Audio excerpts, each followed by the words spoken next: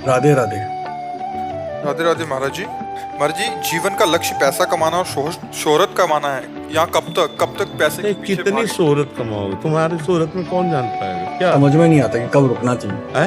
कि रुकना कब है। ये ऐसा प्रवाह है कि मान लो नदी का प्रवाह तो समुद्र तक है, लेकिन इसका प्रवाह का अंत ही नहीं आ रहा। आप देखो, जब से सृष्टि रची गई तब से चले आ रहे हैं। अगर जो धनी मानी पुरुष है उनसे बात करके देखो, उनको तृप्ति हो गई क्या? नहीं। हाहाकार उनके भी हृदय मचा, इतनी व्यवस्थाएं हैं, इतना वो भी चिंतित है, नाना प्रकार की भोग वासनाएं उनको भी सता रहे। इसका अंत नहीं है।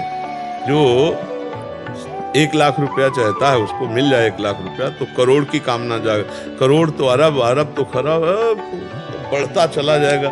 ये माया है, इससे कभी तृप्ति नहीं होने वाली, कभी तृप्ति होने वाली नहीं। तृप्ति तभी होगी जब संतोष धन, संतोष आ जाए।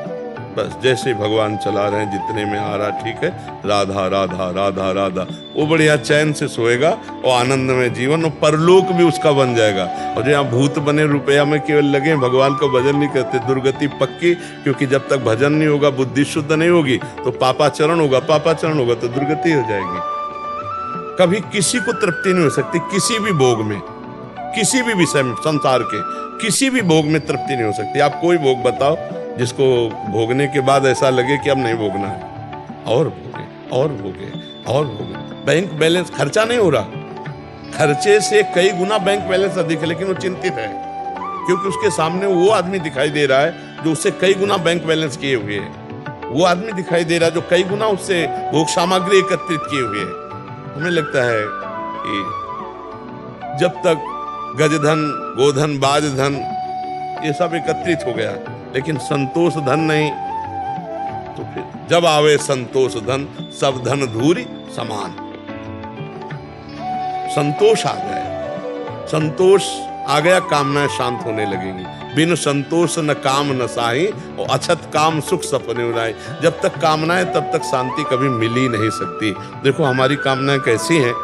एक गरीब आदमी का लड़का स्कूल जाया करता, उसने एक दिन देखा कि एक बगल से साइकिल से निकला, वो पैदल जाएगा। उसने अपने पिताजी से कहा कि मुझे साइकिल ला दो। बालक है, व्यवस्था की, साइकिल ला दो। अब कुछ थोड़ा समय व्यतीत हुआ, साइकिल से जा रहा तो बगल से एक मोटरसाइकिल से निकला एक विद्यार्थी। उसने देखा साइकिल में बड़ा श्रम करना पड़ता है, इसमें तो बस पिताजी से बहुत हट किया कि मुझको मोटरसाइकिल एन के प्रकार उसने व्यवस्था की। कुछ समय बाद देखा कि पानी गिर रहा, मोटरसाइकिल में भींज रहा, बगल में कार बंद शीशे की। उसने कहा ये कितनी बढ़िया है, इसमें तो घर में जैसे बैठो, पानी नहीं भींजना ऐसा। पिताजी से तो काम देखो, किसान आदमी, कहाँ से तुम्हारी व्यवस्था। और बहुत बहुत हट गया। उसने खेती आदि बेच करके, जैसा भी अपने पुत्र के दुलार के लिए, उसने कार छोटी सी ले ली। कई दिन व्यतीत हुए, कार में जा रहा था, जाम में फंसी हुई थी। ऊपर से देखा हेलीकॉप्टर जा रहा। उसने पिताजी से कहा हेलीकॉप्टर, 4 थप्पड़ मारे, 4 थप्पड़ मारे, कार भी बेच दी, पैदल चल। हमें लगता है कि तृप्ति तो कहीं हो नहीं सकती। अगर हमारी कामनाओं की पूर्ति होती चली जाए तो तृप्ति तो कभी हो नहीं सकती, और आज तक किसी की नहीं हुई, ना धन से हुई ना भोगों से। अपने बेटे की 1000 वर्ष की आयु महाराज ययाति ने जवानी ली, अपनी तो भोगी भी, अपने बेटे की लेकर के भी भोगी, तो भी तृप्ति नहीं मिली भोगों में। तो उन्होंने लिखा कि विश्व के जितने भी भोग हैं भगवान से विमुख, इसलिए भगवान से विमुख कि अगर भगवान का भक्त है तो संतोष धन आ जाएगा उसको। सबसे भगवान से जो विमुख है, ऐसे एक पुरुष को पूरे विश्व के सब भोग दे दिए जाए तो भी वो तृप्त नहीं होने वाला। अब आप देखो अपने मृत्यु लोक में कितने भोग हैं, इनसे कई गुना सुंदर बढ़िया स्वर्ग में है, नहीं? और ऐसी अप्सराओं का स्वामी देवराजेंद्र है, और देवराजेंद्र भी गौतम ऋषि की कुटिया में जाकर उनकी पत्नी से गलत भाव, जो चरित्र शास्त्र जानते, तो मतलब भोगों में तृप्ति नहीं है। स्वर्ग का राजा इंद्र मृत्यु लोक के एक महात्मा की कुटिया में, जो गृहस्थ महात्मा है, उनकी कुटिया में जाता हुआ अहिल्या जी से गलत संबंध बनाने की चेष्टा की और श्राप पाया। गौतम ऋषि ने साप दिया, जा तेरे शरीर पे 1000 भग हो जाए। तो आप विचार करके देखो, जब त्रिभुवनपति देवराज इंद्र को भी भोगों से तृप्ति लगी है तो मनुष्य को कैसे हो जाएगी। तो भोगों से अगर हमको गाड़ी अपनी विश्राम में लानी है तो जथा लाभ संतोष सदा, काहू सो कछ न चाहूंगो। हे प्रभु, जैसी परिस्थिति रही उसी में राजी है। राधा राधा राधा राधा राधा, जो नमक रोटी मिले खाओ, मेहनत करो, परिवार का पोषण करो, ऊपर की तरफ मत देखो कि वो ऐसी बिल्डिंग हो जाए, वैसी कार हो जाए, वैसी व्यवस्था हो जाए, फिर तो जिंदगी बर्बाद है, इसी में लगे रहो। और जब तुम वो ऐसी कर लोगे ना तो तुम्हें और ऊंचा दिखाई देगा, और ऊंचे वाले मिलेंगे। आदमी परेशान इसी में है। बगल से निकला कपड़ा अपना देखा, उसका जल गया कि यार इसका तो बहुत जोर का कपड़ा है। अगर हम संतोष करने लगे, यार भगवान ने हमें जो दिया हमारे भाग्य के अनुसार बहुत दिया है, और राधा राधा राधा तो आप आनंद आने लगे। लेकिन वो दूसरों को देख देख करके जलता है, परेशान होता है, कभी तृप्ति किसी को नहीं है। मतलब बहुत विचित्र भगवान की माया। तुम जिसे देख रहे हो कि अगर ये मिल जाए तो मैं सुखी हो जाऊं, उसको कोई भोग रहा है और वो तीसरे को देख रहा है। जिसको तुम देख रहे हो उसको नहीं देख रहा, वो तीसरे को देख रहा कि अगर ये मिल जाए तो मैं तृप्त हूं, और वो किसी और। यही तो भर्तरी जी ने देख करके संसार से बैरागी ले लिया है। सब धोखे का नौटंकी नाटक। मैं चक्रवर्ती सम्राट, मेरे से पिंगला मतलब संतुष्ट नहीं, और पिंगला चक्रवर्ती सम्राट की रानी, उससे अश्वपाल सुखी नहीं, और अश्वपाल वैश्या से प्रेम है। ये सब नाटक है। भगवान का आश्रय, भगवान का भजन करने से बुद्धि शुद्ध हो जाएगी और विश्राम मिल जाएगा। माया में तो कभी विश्राम मिलने वाला है ही नहीं। चाहे जितना आप धन कमाओ, धन का अगर दिमाग में बैठ गया तो पापाचरण होने लगता है। बुद्धि अगर संतोष धन स्वीकार कर ले तो सबसे बड़ा धनी। डर लगेगा समाज को, डर लगेगा जिस समय आप धर्म में होगे। ये कट्टर आदमी है, 10 रुपया भी घूस रहे। अब आप समझो कितनी इज्जत है आपकी। आप भले साइकिल से चलोगे, लेकिन आपकी इज्जत कितनी है कि आपका बड़ा अधिकारी जो घूस लेता होगा वो भी आपसे डरेगा कि ये आदमी अपने बस चाहे निलंबित कर दो, हम तुम्हारे। तो ये धर्म पूर्वक चलना, संतोष पूर्वक चलना, यही शांति का मार्ग है। और तो मुझे समझ में नहीं आता। और तो बढ़ते चले जाओ, हाँ, जितना बढ़ते चले जाओगे माया है उतने बड़ा आपको दिखाई देती चली जाएगी। सबसे बढ़िया सुखी हो जो भगवान का आश्रय लेकर एक शब्द याद कर लिया, जथा लाभ संतोष सदा, काहू सो कछु न चाहूं। जैसे भगवान हमारे भाग्य के अनुसार दिए, हम सुखी हैं, हम राजी हैं उसी में जिसमें तेरी रजा। वो मस्त है, और कोई मस्त नहीं हो तो सब परेशान है। अब हमारी बात समझ रहे हैं?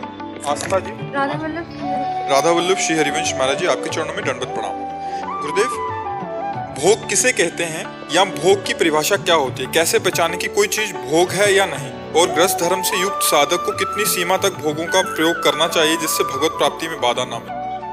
इंद्रियों के भोग हैं शब्द, स्पर्श, रूप, रस, गंध। 5 ज्ञानेंद्रियां, इन 5 तन्मात्राओं से पूरी सृष्टि भरी हुई है। मनाखष्टान इंद्रियाणि प्रकृति स्थान कसति। मन रूपी नेता को लेकर के 5 ज्ञानेंद्रियां सदैव विषयों में विचरण करती रहती हैं। संपूर्ण विश्व को भोग कहते हैं। शब्द, स्पर्श, रूप, रस, गंध, ये 5 तन्मात्राएं हैं। ये पंचभूतों से हैं। आकाश, वायु, अग्नि, जल, पृथ्वी। शब्द, स्पर्श, रूप, रस, गंध, 5 ज्ञानेंद्रियां इनको भोगती हैं। अब इनमें जो धर्मयुक्त भोग हैं वो भगवत प्राप्ति के सहयोगी हैं, और जो धर्म विरुद्ध भोग हैं उन्हें पापाचरण कहते हैं, और वो पापाचरण जीव की दुर्गति का कारण है। जैसे गृहस्थ धर्म में पाणी ग्रहण की हुई भार्या से सहवास धर्मयुक्त है, और वो भगवत स्वरूप काम है। भगवान ने विभूतियों में काम को अपना स्वरूप बताया जो धर्मयुक्त काम है। वही परिस्त्री गमन नरक का हेतु हो जाएगा, वही परपति रमण नरक का हेतु हो जाएगा। पति वंचक परपति रति करई, रौरव नरक कल्प सत परई। और अपने पति से रमण करने वो धर्म हो गया, लेकिन परपुरुष से रमण करने पर वही घोर नरक का हेतु बन गया। तो जो धर्मयुक्त हमारे भोग हैं वो भगवान की प्राप्ति में सहयोगी है। जैसे हम सुंदर सुंदर पकवान बनाए, ठाकुर को भोग लगाए, प्रसाद पाया, ये हमारा भगवत प्राप्ति के लिए हो गया। अब हम अशुद्ध अभक्ष पदार्थ बनाए अपनी रसेंद्री की तृप्ति, ये हमारे नरक के हेतु बन गए। अब हम सुंदर चरणामृत ठाकुर जी को स्नान करा के पान कर रहे हैं और जल अर्पित करके पान कर रहे हैं, वारी करके पान कर रहे हैं, ये हमें भगवत प्राप्ति कराएगा। और अशुद्ध पेय पदार्थ पा रहे हैं जो धर्म विरुद्ध हैं, वो नरकगामी बनाएंगे। भोग तो वो भी है, लेकिन वो अशुद्ध भोग है, धर्म विरुद्ध है। तो धर्म विरुद्ध भोग चाहे जितना प्रिय हो, उसे नहीं भोगना चाहिए। अधर्म युक्त भोग जहां हमने स्वीकार किए तो बुद्धि भ्रष्ट हुई और जीव नष्ट हो गया। अब आजकल ज्ञान ही नहीं है कि क्या धर्म है क्या अधर्म है। जो लिव इन रिलेशन में रह रहे हैं उनको धर्म का ज्ञान होगा, जो बॉयफ्रेंड गर्लफ्रेंड ब्रेकअप फिर बॉयफ्रेंड गर्ल, ये धर्म का ज्ञान होगा। व्यभिचार प्रवृत्तियां बढ़ रही, जो व्यसन कर रहे हैं, जो नाना प्रकार के छल कपट कर रहे हैं, ये सब अधर्म युक्त विषयों का सेवन करके दुर्गति को प्राप्त होते हैं। आप समझ पा रहे हो। और गृहस्था धर्म में क्या मर्यादा है, हमें लगता है कि भगवान सबके हृदय में बैठ करके शिक्षा देते हैं, ज्यादा जानने की जरूरत नहीं है। अपने को पता है क्या कोई स्त्री जो भी धर्म से चल, क्या उसको ये पता नहीं कि मेरा धर्म क्या है? क्या पुरुष को पता नहीं कि मैं अधर्म कर रहा हूँ? क्योंकि जो ही पापाचरण करने चलोगे तो विश्व वहाँ भावन भगवान जो तुम्हारे हृदय में, वो संकेत कर देंगे तुम गलत हो, गलत कर रहे हो। होता है संकेत कि नहीं होता? गलत करने पर सबको संकेत मिलता है अंदर से कि नहीं मिलता? अच्छा करने पर संकेत मिलेगा, अच्छा है, धर्मयुक्त है। गलत करने पर वो बहुत धीमी स्वर में होता है। कोई भक्त ही अंतर्मुखी पहचान सकता है, नहीं तो उसकी बात कोई अंदर जो परमात्मा गुरु बैठा है उसकी बात न मानकर मनमानी पापाचरण किए जाते हैं। इतना तो पता ही है कि धर्म किसे कहते हैं अंदर से और अधर्म किसे कहते हैं। ये तो लगता है ना मैं गलत कर रहा हूँ, पर वासना भोग प्रवृत्ति प्रबल होने के कारण हम अंदर की बात न सुनकर, संत बात न मानकर, धर्मशास्त्र की बात न मानकर जो मनमानी आचरण करते हैं, वो भोग हमें नरक ले जाने वाले हैं। और जो तस्मात् शास्त्रम प्रमाणन्ते कार्याकार्यो व्यवस्थितो, वो भोग वो कार्य हमें भगवत प्राप्ति कराने वाले हैं।